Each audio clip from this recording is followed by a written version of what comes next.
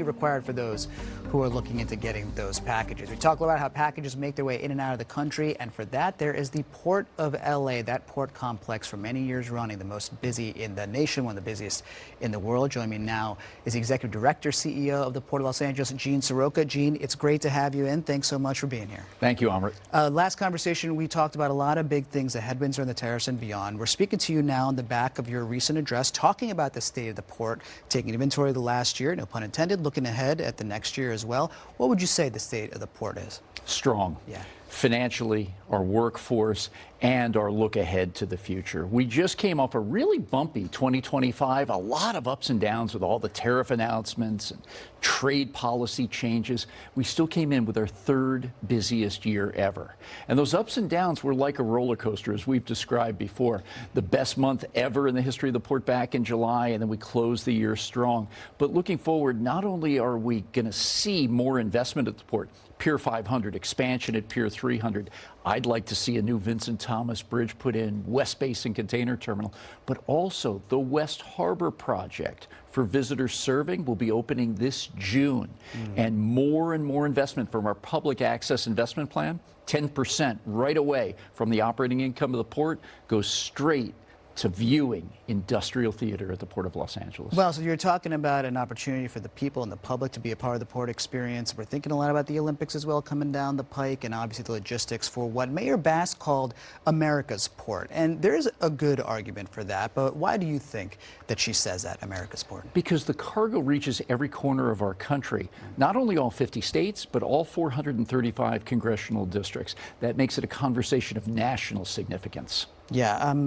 We talked about volume, obviously, third highest, and a decrease, though, from last year. I mean, are we to look into anything there, 1% down? Ultimately, that might be also from some of the tariffs and beyond? Yeah, we saw a lot of front loading again in 2025. Whenever hard policy came in from these announcements in Washington, we saw importers slam on the brakes with really high tariffs. Then when that policy was softened and tariffs reduced, importers saw windows to bring cargo in, and that's where we ended up with more than 10 million container units for the third time in our history. In 2026, I don't see us falling off a cliff, but those imports may moderate because we've still got a lot of product here in the country through our various warehouses. I was just mentioning a new threat from President Trump to Korea, South Korea, 15 to 25% because of an agreement they had. So these kinds of conversations continue. Obviously, we talk about this huge volume. Your neighbors there in Long Beach and beyond are saying there's been a lot of pollution historically, right? It's one of the largest polluters in the region, if not the, depending on how you look at it. There's been reductions. You've made some of those reductions. And in your state of the port, you also talked about some of the investments coming up. Just give the people a sense at home where we are with emissions and what you're looking forward to doing there. Yeah, the emissions inventory that the Twin Ports put out last year showed that we've got the lowest level of pollution for every container moved in our history. But there's more work to do because we want to get to a zero emission port environment.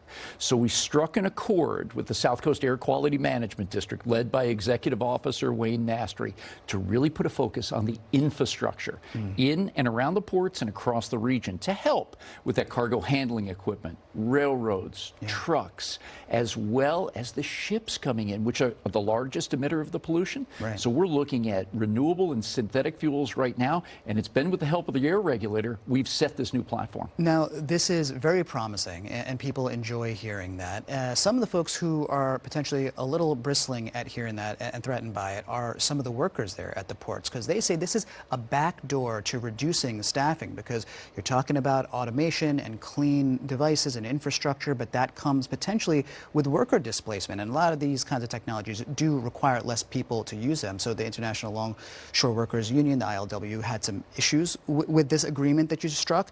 Talk to them and talk to us about where you are with it. The dock workers are the backbone of our port complex and the supply chain industry across the nation.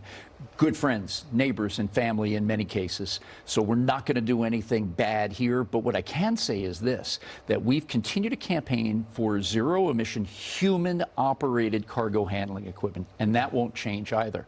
But if we look at the source categories of pollution, ships pollute the most, followed by trucks, rail locomotives, hovercraft, and way down on the list is the cargo handling equipment on the docks. So let's not veer too far off the course and go after this equipment that's not going to pay you back with solutions around emissions reductions as we can get after the other four and still keeping these great folks in jobs. Over the time I've been at the port, jobs of the dock workers are up 21%. We got to keep that trend going. Governor Newsom vetoed a bill, Senate Bill 34, that prevented public funds to come into play here to purchase some of this equipment. In vetoing it, it's still possible, so the union not happy about that either. They really lobbied against that. What's your sense of that bill and the veto? We got to keep focusing on the cargo movement that creates the jobs. Every 4 containers, simple formula, creates a job.